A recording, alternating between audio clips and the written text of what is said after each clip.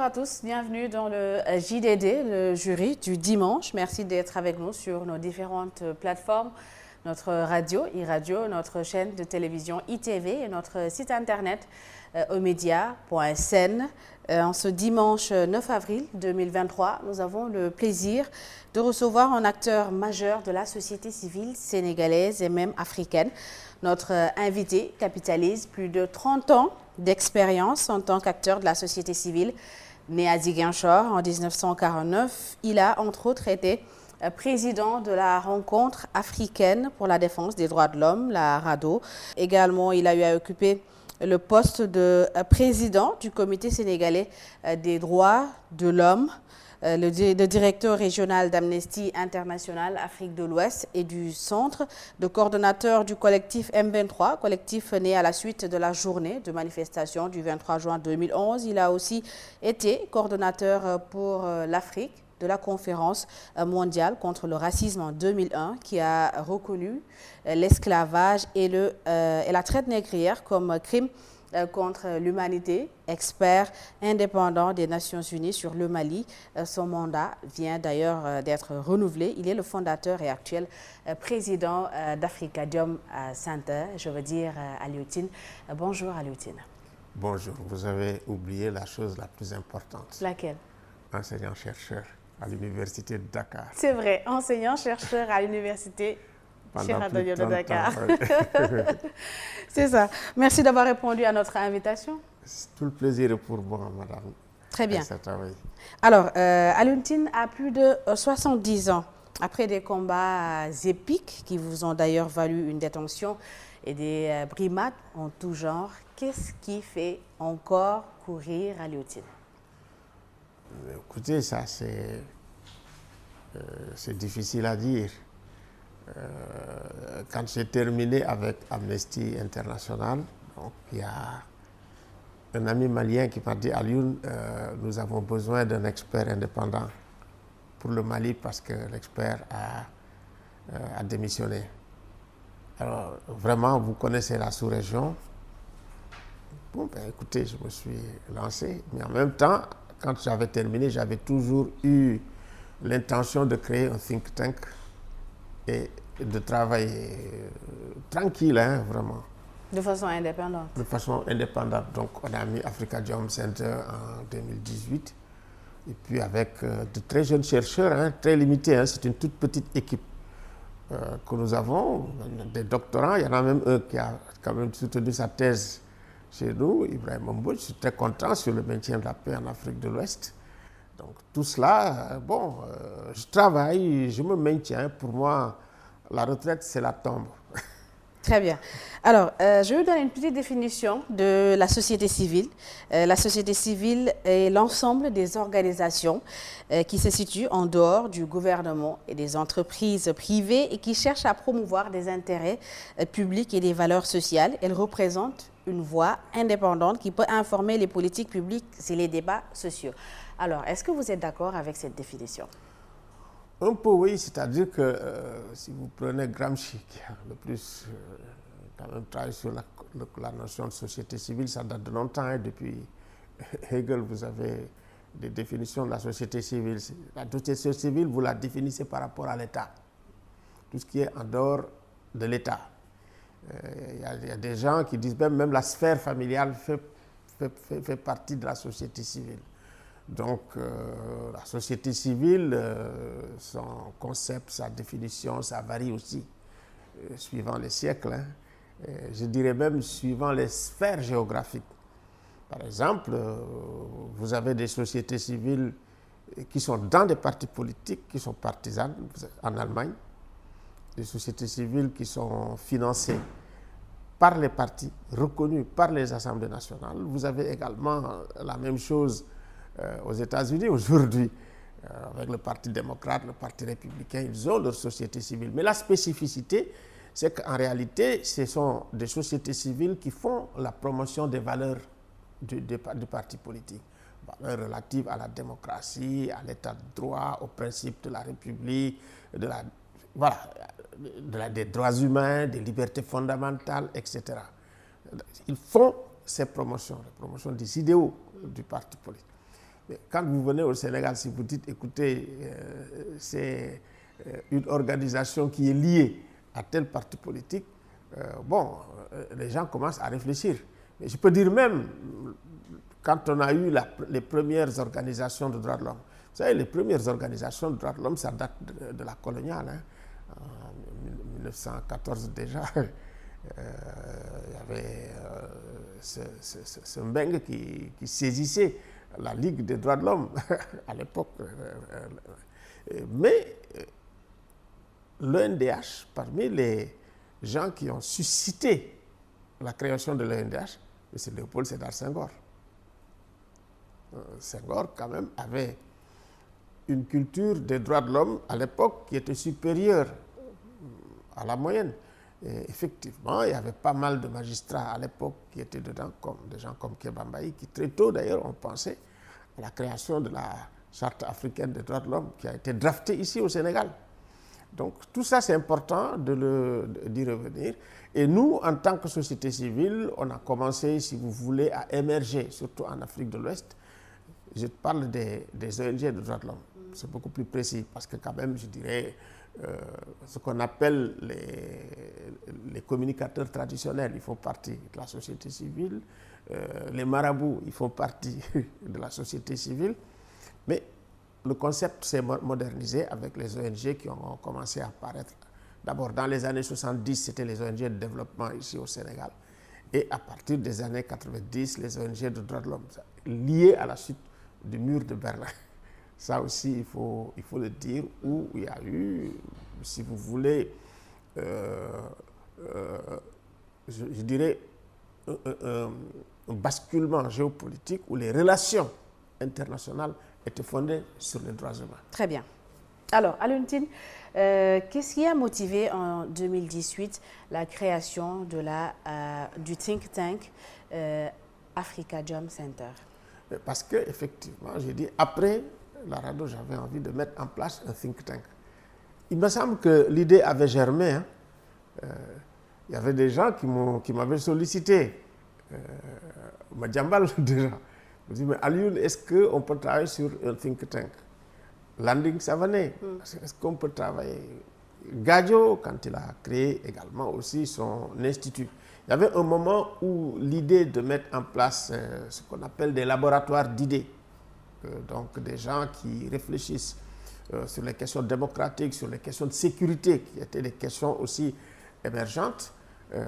C'est comme ça, nous, c'était dans notre tête. D'ailleurs, les gens qui créaient pensaient également à nous. Ils nous ciblaient. Ce qui veut dire que, tiens, dans les discours qu'on tenait ou dans la vision qu'on avait, il y avait également cette perspective de mettre en place quelque chose pour réfléchir. Pour moi, c'était une façon vraiment d'avoir ma retraite tranquillement. Très bien. Voilà. Mais de lire, de continuer les recherches, de continuer une activité intellectuelle, de continuer la réflexion. Et c'est ce que je suis en train de faire avec beaucoup de plaisir. Très bien. Alors, comment se passent les finances? Comment est-ce que votre think tank est financé? Écoutez, nous, d'abord, on est resté longtemps sans financement. Hein. D'abord, quand on a sorti notre premier rapport, on n'avait rien. Les jeunes qui sont venus travailler avec nous jusqu'ici, c'est des bénévoles. Ce ne sont pas des gens qui sont des chercheurs qui sont rémunérés, y compris moi. Bon. Donc, moi, j'avais déjà quitté Amnesty International avec une retraite quand même assez confortable. J'avais déjà cet argent-là. Donc, j'ai construit un local. Je ne paye pas de loyer. J'ai mis le solaire. Je ne paye pas beaucoup de trucs, donc j'ai réduit. Après avoir géré la RADDHO, je sais qu'est-ce qu'il faut faire. Donc, vous roulez sur fonds propres? Mais écoutez, on a commencé à rouler sur fonds propres pendant longtemps. C'est quand on a terminé notre rapport sur les pathologies de la démocratie, quand même, qui était un rapport quand même qui avait anticipé. On est venu dire quand même, écoutez, aidez-nous à éditer. Ils ont aidé à éditer, nous faisons la réflexion, mais ce n'est pas des charges locatives. Je suis débarrassé des charges locatives, je suis débarrassé des salaires. Mais maintenant, les gens nous ont aidés pour ça. Deuxièmement, nous faisons de la consultance. Là, le PNUD nous avait demandé de faire le rapport sur la Guinée. D'ailleurs, on a eu beaucoup de problèmes parce qu'après, on a été déclaré persona non grata par Alpha Condé à cause de leur rapport sur les pathologies et ce qu'on a dit de Alpha Condé à l'époque. Bon, mais bon, on a travaillé sur la CEDEAO, par exemple, sur la gouvernance de la CEDEAO, sur la CEDEAO avec les partis politiques, sur la CEDEAO donc, si je comprends dans ses bien, relations avec la société civile. Si je comprends bien, Afrikajom Center ne bénéficie pas. Si, on bénéficie, mais ce n'est pas ça qui nous fait vivre. Disons, c'est d'ailleurs récent avec ce qu'on a fait sur le colloque. On peut savoir quels sont les organismes qui vous financent, la plupart? Disons, il y a la Suisse. Ça n'a jamais dépassé 10 millions, 5 millions, 6 millions. Bon. Il y a Osiwa qui a financé quand même tout notre colloque. Et puis, bon, il y a la fondation Adenauer, Konrad Adenauer, qui nous a financé aussi notre séminaire qu'on avait fait sur la sécurité en Afrique de l'Ouest. Donc, c'était quand même un bilan sur la sécurité en Afrique de l'Ouest. Bon, voilà, Très bien. On fonctionne beaucoup plus sur nous faisons de la consultance. L'année dernière, j'en ai fait. Cette année, je vais en faire encore, continuer à en faire. Très bien. Le débat sur le financement des organisations de la société civile de façon globale est très souvent agité au Sénégal. D'aucuns disent que qui paie commande. Est-ce que, Alioune Tine, peut-on garantir une indépendance de la société civile quand elle est souvent financée par des organismes internationaux qui ont souvent des agendas différents ou même cachés? Écoutez, la société civile, quand, si vous voulez, les pays démocratiques, on dit, écoutez, nous créons la société civile. Vous savez ce qu'ils ont fait? Ils ont dit, comment on peut créer une instance de régulation qui nous regarde, qui nous critique et qui va garder son indépendance? C'est la question qu'ils se sont posée. Et ils ont dit, tiens, voilà. Ils ont trouvé un mécanisme qui permette à la société civile d'être une vraie institution qui régule, qui est là et qui est financée. Ça veut dire que les activités de la société civile sont des activités d'intérêt général. Ce sont des activités d'utilité publique. On dit, bon, voilà, vous les riches, vous avez la possibilité soit de payer l'impôt ou tout simplement de financer des activités de charité. C'est ça, c'est comme ça le capitalisme qui a fonctionné. On a besoin de ça, on a besoin de ce regard neutre. On a besoin de cet œil du peuple qui nous regarde, qui nous dise, écoutez, voilà ce qu'il faut faire, voilà ce qu'il ne faut pas faire. Et c'est comme ça, parce que quand vous allez voir Amnesty ou Human Rights Watch, ils vont vous dire, mais écoutez, nous n'avons pas de financement de gouvernement avec Amnesty, sauf dans le domaine de l'éducation, ils acceptent des financements. Mais en réalité, tout ce qui les finance, c'est un financement indirect qu'ils ont. Et ça leur permet d'agir, d'avoir de l'indépendance et d'avoir des moyens. D'ailleurs, ils ont beaucoup plus de moyens que d'autres. Énormément de moyens. Et sans compter aussi que les organisations qui nous financent, les financent en plus. Tous ces gens-là, c'est, écoutez, vous avez l'intérêt général. Soit vous mettez l'impôt dans l'État, soit vous mettez... Et les gens donnent. Il y a beaucoup de donateurs qui donnent. C'est comme ça que vivent ces organisations. Mais quelle est la situation en Afrique? L'État n'a pas mis de mécanisme pour dire, écoutez, on va financer les organisations de la société civile. À la limite, on peut se demander, est-ce que l'État a le droit de dire, écoutez, à la société civile, où vous avez vos financements? Moi, je trouve que les États africains doivent trouver des mécanismes pour financer les sociétés civiles africaines et également leur laisser l'indépendance. Ça veut dire... Est-ce que c'est compatible? C'est compatible parce qu'ailleurs, ça se fait. Vous avez par exemple des pays comme la France. Récemment, il y a le ministre Darmanin qui a si vous voulez évoquer la question du financement de la Ligue des droits de l'homme. Mais ça fait un scandale. On a dit, mais depuis Vichy, on n'a pas entendu quelqu'un, un gouvernement parler. Eux, ils donnent à la société civile et la société civile les critique. Mais au Sénégal, l'État d'abord, que ce soit au Sénégal, que ce soit en Afrique. Et c'est ça le problème. Est-ce qu'on a atteint cette maturité démocratique? Mais justement, il faut qu'on atteigne cette maturité démocratique. C'est-à-dire qu'il ne faut pas tout le temps essayer de mettre la société civile pour dire, mais écoutez, où vous sortez votre argent? Où vous sortez votre argent? Mais si la société civile travaille, si la société civile a des résultats, mais il faut que la société civile ait des moyens de travailler. Vous avez, par exemple, vous avez les syndicats. L'État, il dit, mais tiens, écoutez, on va aider les syndicats. Ils ont donné, par exemple, le local. Il dit, bon, écoutez, on va payer aussi le personnel 1 ou 2. Mais l'État le fait. Pourquoi? Mais les syndicats, c'est de la société civile. Donc, il faut aujourd'hui qu'on réfléchisse sur le statut de la société civile. Moi, j'ai fait beaucoup, tous les travaux que je fais, tout ce que je t'ai amené ça. Je suis en train d'écrire sur la question de la société civile parce que c'est extrêmement important. Parce qu'ici, quand souvent on est coincé, souvent c'est la société civile qui se lève. Ce qu'on a fait pour l'avancement de la démocratie dans ce pays, ce que la RADDHO a fait, c'est extraordinaire.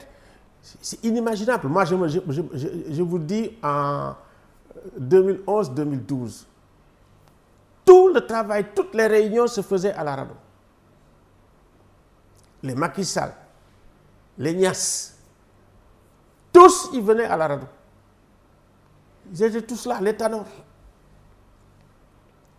On a travaillé. Ça, c'est la deuxième alternance. Mais la première alternance, on a été centrale. La RADDHO était la seule organisation à avoir observé les élections en 2000. En 98 aussi, ça veut dire qu'il y avait ça. Et ça a beaucoup aidé. Parce que moi, je me rappelle quand nous avons rencontré Abdou Diouf en 2000, parce qu'on faisait aussi la médiation entre Diouf et Wade pour la reconnaissance des résultats. Quand on a vu Diouf, Alioune Tine de la RADDHO, oui, vous aviez fait un excellent rapport en 1998 pour les législatives. Et quand on a terminé ce rapport, en dépit des critiques qu'on faisait au président Diouf, mais pour la première fois, Diouf nous a écrit. C'était un rapport très critique. Il faut quand même que la RADDHO ressorte ça pour dire que c'est un bon rapport. C'est un bon rapport. En 2000, c'est pareil. En 2011-2012, nous avons également quand même aidé le Sénégal à aller de l'avant. Et ce n'est pas le Sénégal qui nous a donné l'argent. Donc, vous savez, il y a une question de foi. Vous croyez en ce que vous faites. Et puis, bon, vous travaillez en conséquence. C'est une question de compétence aussi en matière de société civile. Parce que aussi, il faut avoir les compétences. Les gens, ils viennent dans la société civile, ils n'ont pas de compétences, ils n'ont pas souvent de foi. Et puis, ils ne savent même pas comment chercher les moyens. Alors, M. Tine, à vous entendre parler, on comprend aisément, hein, on constate même que la société civile a participé activement dans beaucoup de processus électoraux au Sénégal. Est-ce que ce n'est pas le moment de se poser? Parce qu'à chaque fois qu'il y a eu une alternance, il y a eu intervention de la société civile et il y a comme un vent de regret juste après cette alternance-là. Alors, est-ce qu'il n'est pas, arrivé le moment de se poser, de faire des états généraux de la société civile pour évaluer de façon globale votre participation également? Oui, mais moi-même, je dis, je suis un retraité de la société civile. D'ailleurs, la plupart du temps, quand on me dit, mais Alioune, il faut que tu viennes faire diriger ci, je dis non. Moi, je me mets derrière. Maintenant, je suis derrière la plupart des jeunes qui sont là. Quand ils me sollicitent, je viens, j'interviens, j'essaye, si vous voulez, de donner mes conseils, de donner mes recommandations. Mais ce n'est pas moi. Les Moundiaï Sissé sont là, les Alioune Sané sont là, même les Baba Karba qui me jettent des pierres de temps en temps alors que je les formais, ils sont là. Donc, c'est à eux de prendre des initiatives. La société civile, c'est un pont qui permet de relier La société civile, c'est des passeurs. Moi, je me désigne maintenant, je me considère comme un passeur. Comment il faut aider quand on est dans des difficultés à sortir des impasses, à sortir des problèmes pour aller vers quand même une situation beaucoup plus pacifique, etc. Très bien. Quand nous levons un peu la voix, c'est parce que nous avons des craintes qui sont assez sérieuses, vraiment de rupture de la paix, de la stabilité. C'est ça qui fait qu'on élève la voix. Et il est évident que des fois aussi, on a quand même des échos et des retours que nous, d'ailleurs, nous considérons comme des choses positives parce qu'on dit on a été entendu. Très bien. Alors, la société civile sénégalaise est-elle équidistante? Écoutez, souvent, la question qu'on pose à la société civile, est-ce que vous êtes neutre? Moi, à l'UNTIN, je ne suis pas neutre. Vous êtes de quel côté? Moi, je suis contre l'injustice. S'il y a de l'injustice, je le dénonce. Si je suis neutre par rapport à l'injustice, je me dis que c'est de la fumisterie. Si je vois quand même des violations des droits de l'homme que je ne peux pas dire, je ne suis même plus maintenant dans le travail que je fais à 100% un peu dans les violations des droits de l'homme. Mais ça, c'est mon ADN. Oui. J'y viens, j'en parle, etc. parce que ça peut être entendu. Mais quand même, nous sommes en train de travailler et d'approfondir la question des pathologies et des dysfonctionnements démocratiques, la question des problèmes de paix et de sécurité qui sont des problèmes quand même de fond et également des problèmes géopolitiques. Parce que alors, nous vivons... je vous pose cette question parce que la semaine dernière, Abdoukarim Fofana, porte-parole du gouvernement, était assis ici à votre place et il a fustigé la posture de la société civile sénégalaise. Monsieur Alioune, n'a-t-il pas un tout petit peu raison quand la plupart, sinon même la totalité de vos positions leur sont, et critiques leur sont destinées? Eux, quand ils étaient dans une situation faible, où on essayait d'empêcher Macky Sall d'être candidat, où il a été lui aussi convoqué à la police, est-ce qu'il se rappelle de ce que j'avais dit? Moi, quand Macky était dans des difficultés, j'étais beaucoup plus proche de Macky que la plupart des gens qui sont autour de lui et qui parlent. Comprenez ce que je veux dire? Oui. C'est-à-dire que dans la démocratie, si vous avez le pouvoir d'État, et si nous ne sommes pas seulement dans un état de droit, mais c'est-à-dire qu'on est dans des situations, si vous voulez, de gouvernance d'allégeance. C'est grave ce qu'on est en train de vivre. L'allégeance du savoir par rapport au pouvoir. Et ça, on le vit de façon dramatique. Vraiment dramatique. Et aujourd'hui, toutes les voix qui sont des voix discordantes, on essaye effectivement d'en faire de les diaboliser, de créer des choses qui n'en sont pas. Il me semble que de la même manière, nous aussi, à un moment donné, quand il y avait, c'était la période du Parti socialiste, le Parti socialiste disait que il y avait même un préfet qui avait dit à Wali Kolifaï, à l'UNTIN et du PDS. En ce moment, c'était le PDS qui avait des problèmes. Donc vous êtes tout le temps du côté des problèmes. Nous sommes tout le temps pour dire et rappeler à l'État ses obligations internationales en matière de droits de l'homme. Nous sommes là pour dire quand effectivement la répression, elle est là pour dire il faut dialoguer. Il faut dialoguer. Et nous travaillons pour que les gens s'assoient et dialoguent. On l'a toujours fait. Lors de son adresse à la nation le 3 avril dernier, le chef de l'État a lancé un appel au dialogue. Quelle devrait être la posture, selon vous, du pouvoir et de l'opposition? Écoutez, moi j'ai applaudi quand le président d'abord a invité Yewwi. J'ai dit, j'étais surpris. Après, tout ce qu'on a vu comme violence, le déploiement même de la violence d'État, c'est impressionnant. Hein? Quand vous les analysez, quand vous regardez les images, même au plan international, quand les gens ont regardé, et à un moment donné, on dit, tiens, nous vous invitons à venir. J'ai dit, même ce geste-là, c'est un bon geste. Donc, c'est un geste positif qu'il faut saluer. Ils ne sont pas partis, je dis oui. Je peux comprendre. Parce que quand même, ils ont la plupart de leurs militants en prison. C'est pour ça que nous avons dit au président, vraiment, c'est très bien d'appeler au dialogue. Maintenant, il faut créer les conditions pour que le dialogue soit un succès. Créer les conditions pour que la confiance revienne entre les acteurs. Quelles sont ces conditions? Les conditions, c'est de libérer les détenus. Et il me semble qu'il y a des moments qui sont propices pour faire des actes de clémence. Nous sommes à Pâques déjà. C'est important. Nous sommes dans le Ramadan.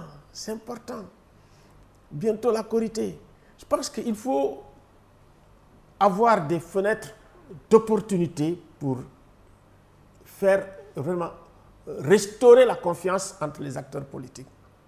Restaurer la confiance, si vous libérez les détenus politiques aujourd'hui, vous allez rassurer, vous allez apaiser et vous allez dire aux gens, tiens, ces gestes valent que quand on va aller discuter, qu'on aille discuter.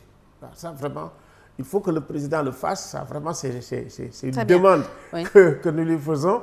Et il a commencé quelque chose de très bien. Il faut qu'il continue et que l'apaisement continue. Parce que tout de même, quand on a écouté le discours du Premier ministre hier face aux investisseurs qui sont inquiets, c'est même pour des raisons opportunistes, pour des raisons économiques, pour des raisons sociales. Parce que aujourd'hui, moi je me rends compte que les Sénégalais souffrent énormément. Ah oui, les Sénégalais souffrent. Je ne me suis jamais rendu compte à quel point les Sénégalais étaient en train de souffrir. Et puis il y a un certain nombre de signaux. Quand vous les voyez, vous devez être extrêmement prudent quand vous êtes comme on dit dans le gouvernement, une autorité publique. Mais la guerre des pauvres, c'est pécheur. C'est pécheur. Avec une mer qui est une des mers les plus poissonneuses au monde. Une des mers les plus poissonneuses. La surpêche, le vol, les accords de pêche, je pense que ça, c'est un indicateur. C'est-à-dire que quand les pauvres se mettent à se battre, à s'entretuer, comme ce qu'on a vu à Kayar, je pense qu'à partir de ce moment-là, il faut s'arrêter. Quand les hommes d'affaires, vous avez entendu Atepa, hier vous avez entendu les... Attention, ça veut dire qu'il y a, sur le plan économique et social, il y a des inquiétudes qui se présentent. Dire que maintenant, on ne va même plus pouvoir exploiter le pétrole. Tout cela. Est-ce que vous avez eu à faire part de ces inquiétudes au chef de l'État? Écoutez, ça fait quand même un bon bout de temps. On n'a pas eu le temps de s'asseoir, de se parler. Bon, quand je lui ai dit, quand même, je l'ai informé que du renouvellement de mon mandat, quand même, il m'a envoyé une lettre de félicitations, ce dont je me réjouis. Je dis, bon, mais nous, quand on a fait notre colloque, on a voulu que Amadou Ba vienne ouvrir, il n'a même pas répondu. Il n'a même pas répondu, Amadou Ba, le Premier ministre de la République. Quand même, Afrikajom, c'est quand même aujourd'hui un think tank qui est respecté en Afrique et qui est respecté dans le monde. Est-ce que ce ne sont pas vos prises de position pour des membres de l'opposition qui font que le Premier ministre n'a pas voulu répondre à votre invitation? Moi, je suis dans mon rôle. Je suis dans mon rôle critique. Je suis dans mon rôle quand je vois effectivement qu'on s'achemine vers une espèce de gouvernance d'allégeance. La gouvernance d'allégeance, c'est de dire, écoutez, Alioune Tine, s'il ne fait pas allégeance, on ne le reconnaît pas. Non. Moi, je ne ferai pas allégeance à qui que ce soit. Très bien. Alors, préparant l'émission, je suis tombée sur un de vos tweets. On en parlait tout à l'heure. Vous êtes très actif sur Twitter à propos du procès opposant Ousmane Sonko à Mame Mbaye Niang. Vous y dites, je cite, « D'habitude, quand un homme d'État porte plainte pour laver son honneur, il demande le franc symbolique. Il ne cherche pas à écraser ou à ruiner l'autre, surtout quand il s'agit d'un cas sur la reddition des comptes qui, en démocratie, se règle par le débat sur les plateaux télé. » L'éminent acteur de la société civile que vous êtes, défenseur des droits de l'homme, peut-il se permettre, devrait-il se permettre, dois-je dire, de prendre publiquement une telle position dans une affaire judiciaire opposant de justiciables, surtout que l'affaire n'est pas encore totalement vidée par la justice? Dans l'histoire judiciaire de Prodac, quel est le problème principal? Quel est le problème principal qui a été soulevé? et qui reste encore une grande énigme. Quel est le problème principal? Les 29 milliards. Mais bien sûr, les 29 milliards, en 2018, on en a parlé, reparlé. Quand vous prenez même les audios et les vidéos qui sont sortis dans les débats, dans les télévisions, vous entendez des ministres même parler de rapport. Cette question est la question la plus éminente. C'est pour ça que je parle de gouvernance d'allégeance. Selon que vous soyez dans le gouvernement ou contre le gouvernement, vous bénéficiez de l'impunité. Ça veut dire qu'en réalité, l'état de droit ne s'applique pas à vous. Nous avons besoin, en tant que, comme on dit, citoyens sénégalais, d'avoir une clarification sur les 29 milliards. Ça veut dire, le procureur de la République, si c'est un procureur indépendant, il doit permettre aux Sénégalais de savoir et d'éclairer sur les 29 milliards dont on parle à Prodac. C'est ça la question essentielle. C'est-à-dire que tant que cette question n'est pas réglée, on ne peut même pas parler de diffamation. Cette question est la question à laquelle dépend la question de la diffamation. Ça veut dire que si vous l'éclairez, à partir de ce moment-là, vous pouvez dire s'il y a diffamation ou pas. Deuxième problème, ça veut dire que dans les problèmes de gouvernance, vous êtes ministre, vous avez géré, vous devez rendre des comptes. Dans le cadre de la reddition des comptes, les gens peuvent vous demander des comptes. Éclairez-nous. Vous savez, il y a des pays, par exemple les pays, comme on dit, nordiques, c'est des pays très protestants. Et ces pays, vous pouvez dire à un ministre, pendant telle et telle période, donnez-nous, rendez-nous compte de ce que vous avez fait. Ce n'est pas encore arrivé en France. Hein. Et vous le faites. Donc, la reddition des comptes commande que le ministre, quand on l'interpelle sur ça, qu'il réponde. Ça veut dire qu'on fasse un débat sur les 29 milliards. Il n'y a pas de... interpeller quelqu'un sur un probable détournement et accuser quelqu'un de détournement, est-ce qu'il n'y a pas une petite nuance? C'est-à-dire que le problème pour que la question du détournement de fonds soit clarifiée, parce que nous, vous savez, ce projet de rapport qui est publié, il est dans Internet, hein, et les choses sont très claires. Pourquoi quelqu'un comme un procureur de la République, vous savez les procureurs en Europe, en Europe, le procureur, même s'il a une information dans la presse ou dans Internet, il s'en saisit pour clarifier. Il s'en saisit pour clarifier. Même si c'est un pré-rapport qui n'a pas été fait, il s'en saisit pour clarifier. Et nous avons besoin, effectivement, que sur la question des 29 milliards, qu'on ait des clarifications. Vous savez, moi, je ne suis même pas spécialisé de ces questions, mais le spécialiste de ces questions, c'est le Forum civil. Et Birahim Seck qui a écrit un livre, qui est prêt à témoigner. Il me semble qu'aujourd'hui, la question principale, essentielle, si elle n'est pas clarifiée, il est évident que la question de la diffamation, qui est une question secondaire à laquelle dépend cette question, doit être clarifiée. Je pense que ça, nous avons besoin de ça pour que l'Afrique avance. Très bien. Et nous avons besoin de ça pour avoir de bonnes écoles. Nous avons besoin de ça pour avoir des hôpitaux qui sont souvent des mouroirs, qui n'ont pas les moyens. Je pense qu'on a besoin de travailler sur la malgouvernance, sur le détournement de fonds publics. Il ne faut pas que les gens soient protégés parce que tout simplement qu'ils sont proches du président de la République. Très bien. Ou qu'ils sont dans la mouvance présidentielle. Et toujours, concernant ce procès, vous avez déclaré qu'il y a une forte chance d'aller vers une guerre civile. Est-ce que vous n'êtes pas allé trop loin dans vos propos? Écoutez, moi, ce n'est pas en rapport avec le procès. Les gens, c'est vrai qu'il faut mal interpréter les choses. Moi, je prends le climat global. J'écoute les uns, j'écoute les autres. Quand nous avons écouté, comme on dit, un grand meeting, où les gens disent « nous sommes prêts à mourir », je ne sais pas si vous avez écouté. Nous avons préparé, nous sommes préparés pour aller. J'ai été voir le cimetière. Mais attendez, c'est vrai que si vous écoutez cela, ce n'est pas sorti de n'importe quoi. Et qu'au niveau de l'État, les gens se préparent.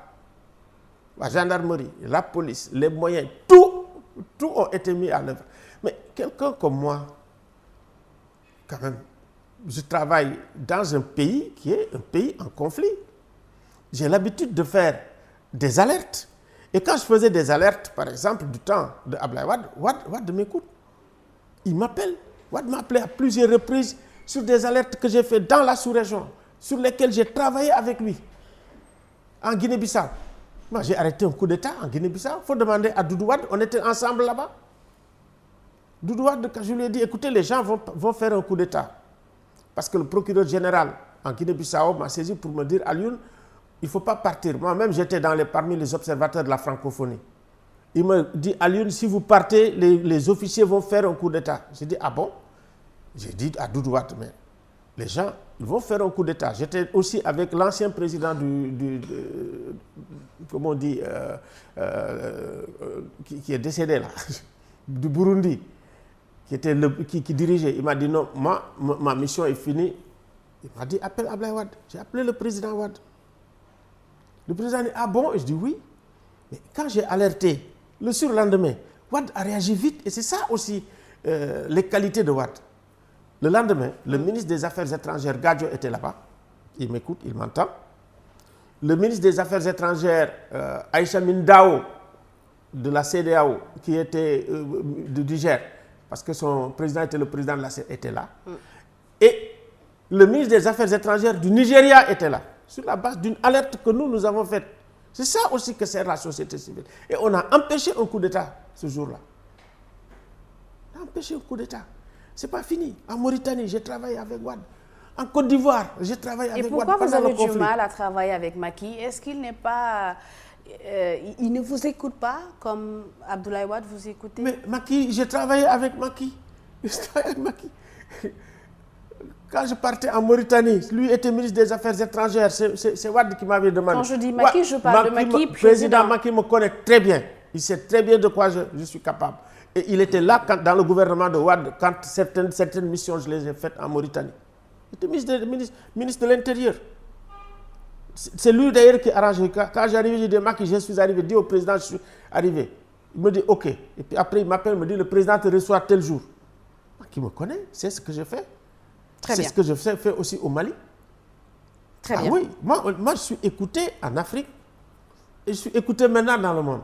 Très bien. Alors, avec d'autres organisations de la société civile, vous avez lancé en octobre 2022 la plateforme Diamaguène, 3e mandat. Après avoir combattu aux côtés de Macky Sall une 3e candidature d'Abdoulaye Wade, est-ce que vous le percevez comme un échec, le fait de devoir encore combattre contre ce Macky Sall avec qui vous étiez en 3e mandat? Bon, il n'a pas encore dit qu'il sera candidat, mais quand on regarde les actes, quand même, on est un peu inquiet. on est inquiet. Quand on voit les actes, on a l'impression qu'on est en train dans le faire sans le dire. Le faire sans le dire. Et il me semble qu'en fait, cette ambiguïté est à la base de toutes les tensions que nous sommes en train de vivre à l'heure actuelle. Parce que lui, il était arrivé pour dire 2011-2012, on a vécu quelque chose. Et pour y mettre définitivement un terme, je révise l'article 27 sur la limitation des mandats. Et lui, il est venu à un moment, Macky, où nous avons fait également les assises nationales. Ça veut dire que lui, sa mission en tant que président de la République, c'était de réformer le Sénégal pour qu'on ne puisse plus vivre la situation dans laquelle on est en train de vivre à l'heure actuelle au Sénégal. Ces tensions, réviser, ça veut dire la crise institutionnelle et la crise démocratique que nous sommes en train de vivre, que nous vivons à l'heure actuelle, on n'aurait jamais dû le vivre. Parce que quand il a terminé, il a dit, article 27, nul ne peut faire. Il n'a pas assez verrouillé? Non, il a verrouillé. Il a verrouillé. Et c'est là où il y a le problème. Il a verrouillé parce que lui, c'est lui qui inspire. Et vous avez les gens qui sont chargés, si vous voulez, d'élaborer la norme constitutionnelle. Ils ont élaboré pour dire qu'on a vérifié, qu'on a verrouillé. Et tous ceux qui ont participé à l'élaboration de cette norme ont expliqué aux gens, voilà le sens. Il n'y a pas un autre sens. Maintenant, je parle en sémioticien. Ça veut dire que quand vous posez un sens, vous posez une référence, la limitation de mandat, et vous revenez là-dessus, c'est pas possible. Ça veut dire que vous déplacez une montagne. La situation de perte de sens, ce que ça produit, et là, c'est une situation de perte de sens qu'on est en train de vivre. La situation de perte de sens, ce que ça apporte, c'est la violence. C'est la violence. Parce que vous mettez une norme, vous dites, c'est ça la norme. C'est comme, vous dites, ce signe-là, c'est un sens interdit. Et puis, vous dites, vous violez le sens interdit. Vous prenez Oumarioum, il va vous dire, écoutez, cette question était réglée depuis 2001. Il faisait partie des rédacteurs. Ismaïla Madior, tout le travail qu'il a fait, tous ces travaux de recherche, c'était pour consolider la démocratie. Extraordinaire. Ça, c'est l'académie. Mais c'est l'académie qui fait allégeance au pouvoir. C'est la question du droit, c'est la question du pouvoir. Et ces deux questions-là, le droit et le pouvoir, et la question du savoir. Ça veut dire quand le savoir fait allégeance au pouvoir. Et c'est ça qu'on est en train de vivre. Les Yorodia, tous ces gens, ils ont dit, Yorodia, il dit, c'est du français. Yorodia. Et nous avons eu quand même 2 journalistes qui ont été, de mon point de vue, qui ont interrogé les gens, qui ont été bien. 2 ou 3 journalistes. Vous avez d'abord Pape Ngagne, ils les mettent jusqu'au mur, le dos au mur. Vous avez Pape Alé et vous avez Babacar Fall. Tous ces gens-là, ils ont mis tous ces gens-là, concernant l'article 27, dos au mur. Vous ne pouvez pas revenir là-dessus. Et nous ne pouvons pas, comme on a vécu en 2011-2012, où on a eu 14 personnes qui sont décédées pour la limitation de mandat. 14 martyrs. Et de dire, on revient là-dessus. Nous, on a dit, avec Diam Genon, 3e mandat, nous allons lutter, rappeler les principes, mais nous ne voulons pas de mort. Nous ne voulons plus de Sénégalais qui meurent parce qu'on est en train de lutter contre le 3e mandat. Et la meilleure façon, effectivement, vraiment de préserver la paix, c'est au président de la République de sortir par le haut. Très bien. Le président de la République que vous avez pratiqué en 2011, opposant et même avant, actuellement, comment jugez-vous l'homme, le président de la République et son style de gouvernance? Macky est très poli. Il est poli, il est avenant, il est sympathique. Tout ça. Il a un bon bilan. Il a un bon bilan, Macky. Il a un bon bilan. Il a un bon bilan. Il est travailleur, créatif, imaginatif. Mais le problème, c'est que il est trop politicien. Et lui-même a sorti un terme pour désigner ce qu'il ne va plus faire lors du dialogue politique. C'est le terme de Ndjout Ndiaye. En réalité, ce n'est pas moi qui le caractérise, mais lui, en tant que joueur de foot, qui fait des feintes et des retournements spectaculaires. C'est des retournements spectaculaires ce qu'il y a par rapport à l'article 27. Et ça c'est du dur. Dans un état de droit, la question de la limitation et le déni et le retournement qui s'en serait opéré, c'est du dur dans l'état de droit. Quand vous le faites, il y a des conséquences qui s'en suivent. Donc, moi je pense que c'est quelqu'un qui a un leadership dont on a besoin en Afrique.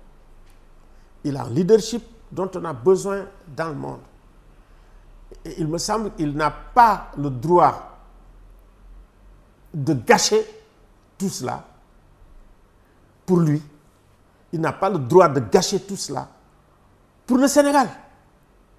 Il n'a pas le droit de gâcher tout ça pour l'Afrique. Parce que les gens, ils regardent l'Afrique comme un miroir.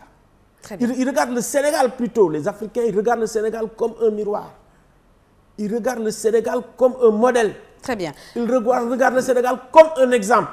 Je pense que cette exemplarité-là, ce symbole-là, effectivement, que nous ont légué aussi nos aînés, ce symbole, on doit absolument le garder. Et celui qui peut le faire, qui peut le garder, qui peut le préserver, c'est le président Macky Sall. Personne d'autre. Très bien. Alors, avant d'en arriver aux questions d'actualité dans la sous-région, Alioune Tine, vous êtes expert international des Nations Unies. Je l'ai dit en début d'émission. Alors, l'Assemblée nationale, il faut qu'on en parle. L'opposition a fait une percée historique au niveau de l'Assemblée nationale. Quel est le bilan d'étape que vous faites de leur premier pas à l'Assemblée nationale? C'est vrai que le grand problème qu'on a eu avec cette Assemblée, ça c'est un des articles que j'ai sorti pour dire, voilà, vous savez, les Sénégalais, en dépit de toutes les violences qu'il y a eu, de toutes les contestations, ils sont arrivés à mettre presque sur le même pied d'égalité l'opposition et le pouvoir. En 1998, ça avait donné quelque chose de fantastique. On avait tous les ténors et c'était la meilleure Assemblée nationale. Comment tu peux avoir un résultat comme ça, être président de la République et tu ne reçois pas les acteurs politiques ensemble, discuter avec eux? Je pense que le premier problème, c'est ça. Le président Macky aurait dû recevoir les gens de l'opposition, discuter avec eux. Et ce que j'avais dit et proposé, c'est proposer ce que j'appelais une transition civile, une concertée, une transition négociée. Cette transition nous aurait permis, cette transition négociée, avec des gens de l'opposition dans le gouvernement du président Macky, avec des gens de l'opposition dans son gouvernement, et nous préparer à régler tous les problèmes, ce que j'appelle les bombes à retardement pour de 2024. Pensez-vous que cette opposition actuelle et ce pouvoir sont prêts à se donner la main et travailler rien que pour les Sénégalais? Vous savez, il n'est jamais trop tard pour bien faire. Il n'est jamais trop tard. Et il faut que l'opposition et le pouvoir sachent que les Sénégalais sont fatigués vraiment des tensions politiques. Les Sénégalais sont fatigués des violences politiques. Les Sénégalais sont fatigués des images qu'on regarde. Alors que le Sénégal, aujourd'hui, est un pays extrêmement riche, qui a besoin de sérénité, qui a besoin de réflexion, qui a besoin de haut débat pour que les populations qui sont quand même dans une pauvreté, je dirais même irrationnelle par rapport aux potentialités que nous avons, ce dont nous avons besoin, c'est que les gens se mettent ensemble, discutent, dialoguent et règlent les problèmes concrets auxquels les Sénégalais sont confrontés. Très bien. Et aujourd'hui, c'est même des problèmes de subsistance que les Sénégalais ont. Et notre classe politique a le devoir, a l'obligation, franchement, de regarder les Sénégalais, leurs problèmes de subsistance, de santé, d'école et de scolarité, de les régler ensemble. Très bien. Alors, vous suivez le JDD sur iRadio, ITV, emedia.sn. Je rappelle que nous recevons Alioune Tine. En tant que défenseur des droits de l'homme, la situation au Burkina Faso vous interpelle certainement. En 2012, vous y étiez réfugié pour des raisons de sécurité, craignant pour votre sécurité au Sénégal. Des militaires qui tirent sur des civils, 7 morts, bilan, plusieurs blessés.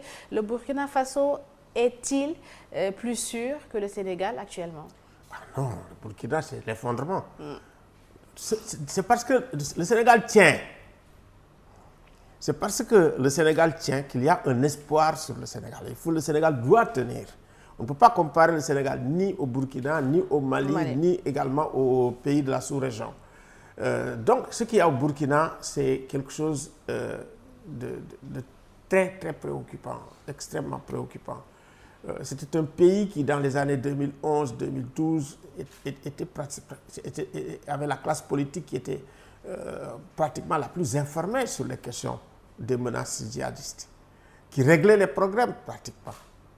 Et 2014, après ce qui s'est passé, 2015, moi, quand je suis parti, et donc c'est là où nous devons réfléchir sur la question de ce qu'on appelle l'éducation civique, l'éducation citoyenne, l'éducation idéologique. C'est-à-dire que vous avez des gens qui sont là, pauvres, qui ne sont pas bien éduqués, et vous avez des communautés qui ont des contradictions. Ces contradictions même, ce sont des contradictions très vieilles. Et ces communautés ont souvent eu, si vous voulez, des mécanismes pour régler ces contradictions. Maintenant, vous avez des gens qui arrivent, qui vous mettent une idéologie islamique dans la tête, et ça marche. Des fois, à cause de la pauvreté, et parce que la jeunesse, c'est ça que je dis, la jeunesse, l'Afrique est extrêmement jeune. Et je pense que le grand problème que nous avons en Afrique, c'est de donner du travail aux jeunes et aux femmes. Les deux classes qui sont majoritaires. Et si on ne donne pas du travail aux jeunes et aux femmes, c'est ce qui est arrivé au Burkina, c'est ce qui arrive au Mali. Écoutez, les djihadistes leur donnent du travail. Kalachnikov, 300 000 francs, moto. C'est un peu ça. Et ils vont accentuer, aggraver et exploiter les contradictions qu'il y a entre les communautés. Et c'est ça qui se passe au Mali, c'est ça qui se passe un peu partout, même au Niger. Et ce que j'ai remarqué en travaillant au Mali et à Mopti, parce que moi, quand je venais faire mes missions à Mopti, souvent, je suis précédé par 4, comme on dit, blindés, 4 ou 5 blindés derrière, et puis moi-même, je suis dans un blindé, casque, gilet. Et quand je sortais pour voir les gens, tout le monde sortait avec le truc pour protéger l'expert indépendant. Mais, avec l'aide de la MINUSMA, par exemple, il y a eu, si vous voulez, des médiations. Il y a eu un dialogue entre les communautés. Si bien qu'aujourd'hui, là où on ne pouvait pas circuler, on circule. Les gens travaillent ensemble. Et maintenant, il n'y a qu'une voiture blindée avec laquelle je circule à Mopti. Sans cortège. Niveau sécurité, peut-être ça va au Mali. Mais niveau institutionnel. Niveau sécurité, c'est pas, la sécurité même, c'est détérioré. Ce qu'il y a au Mali, quand les Maliens disent qu'il y a une montée en puissance de l'armée, c'est vrai. L'armée du Mali de 2011-2012 n'a absolument rien à voir avec l'armée actuelle du Mali. D'abord, ils ont multiplié l'effectif, 2 fois plus. Ils ont, comme on dit, envie, il y a une espèce de rage. Quand vous discutez avec le commandement militaire, vous sentez que vraiment, du point de vue de la volonté, du point de vue du courage, ils sont là. Et troisièmement, ils ont les moyens logistiques maintenant. Ils ont des avions, ils ont les moyens donc de bombarder et de tenir en respect les djihadistes, que ce soit au nord. Ces temps-ci, vous avez vu, même ils sont un peu paradés du côté de Kidal et ça inquiète les gens de la SEMA.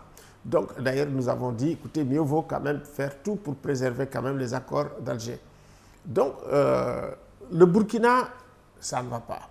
Et maintenant, ce qui accentue la gravité du problème, c'est ce qu'on appelle le basculement géopolitique. Le basculement géopolitique fait que,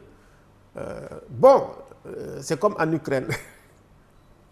C'est ce qui se passe en Ukraine. Quelles sont les menaces qui pèsent sur le Sénégal au vu du contexte dans la sous-région? Si les Sénégalais arrêtent, ça veut dire consolident leur démocratie. Si les Sénégalais apaisent, si les Sénégalais sont dans la bonne gouvernance et l'état de droit. Quand je dis l'état de droit, ça veut dire que vous n'avez pas une loi que vous appliquez à une partie de la population qui ne s'applique pas à d'autres. Là aussi, je reviens également pour interpeller le procureur parce que nous avons vu des gens qui font des appels carrément à la mort, au meurtre, qui ne sont pas interpellés, des gens qui sortent avec des haches. J'ai vu des vidéos, c'est terrible, qui insultent, mais des gens qui sortent avec leur coupe-coupe. Ça, c'est ça qu'il faut éradiquer vite fait, bien fait. Il faut que de tous les côtés, bannir la violence et également exercer, comme on dit, une dissuasion sur la violence. Mais il ne faut pas que la dissuasion s'exerce d'un côté et ne s'exerce pas de l'autre. Ça aussi, c'est ce que je dis, la gouvernance d'allégeance. Donc, le Sénégal et les Sénégalais, qui ont toujours eu, si vous voulez, une capacité extraordinaire de rebondir, il faut qu'ils rebondissent, il faut qu'ils dialoguent, il faut qu'ils apaisent, que le gouvernement le fasse et que l'opposition suive. Et vraiment, avec le dialogue, et avec ce qu'on a, la bonne gouvernance, ça veut dire qu'il faut dissuader aussi ceux qui détournent les fonds. Je pense que il faut aujourd'hui qu'on s'entende pour que si nous avons une classe parasite qui ne vit que de la politique, c'est ça aussi, qui ne vit que de la politique et de détournement de fonds, qu'on y mette un terme. Très bien. Alors, la toute dernière question, je vais vous rappeler une phrase que vous avez dite en 2010, intervenant dans le cadre d'une conférence les vendredis de Subdeco. Je ne sais pas si vous vous en rappelez. Vous disiez, je cite, « Au Sénégal, on assiste à une renonciation au leadership des droits de l'homme malgré la promotion des droits de la femme, l'abolition de la peine de mort et le vote par l'Assemblée nationale d'une résolution proclamant l'esclavage comme un crime contre l'humanité. » Monsieur Alioune Tine, 12 ans après, comment jugez-vous l'état des droits de l'homme au Sénégal? C'est la toute dernière question. Écoutez, au regard des détenus, au regard de leur nombre, c'est déjà inquiétant. Et au regard aussi de la qualité des gens là, qui sont là-bas. C'est des politiques, c'est des gens de la presse, c'est des gens de la société civile, des activistes. C'est inquiétant. C'est inquiétant ce rétrécissement comme peau de chagrin, comme je l'ai dit, vraiment de ce qu'on appelle l'espace civique. Et ça, ce n'est pas seulement au Sénégal, c'est tout le Sahel. C'est tout le Sahel qui en souffre. Vous avez vu, Reporters sans frontières, on n'avait pas l'habitude de les voir et de les entendre. Ils viennent souvent, ils parlent souvent. Les organisations de droits de l'homme, on n'a pas l'habitude également d'avoir des rapports qui viennent souvent. Et encore, moi j'ai été quand même président du comité sénégalais des droits de l'homme. Le comité sénégalais des droits de l'homme du Sénégal, qui est la doyenne des institutions nationales des droits de l'homme en Afrique. Ça veut dire que nous, on anticipe toujours. On ne peut pas ne pas avoir le statut A.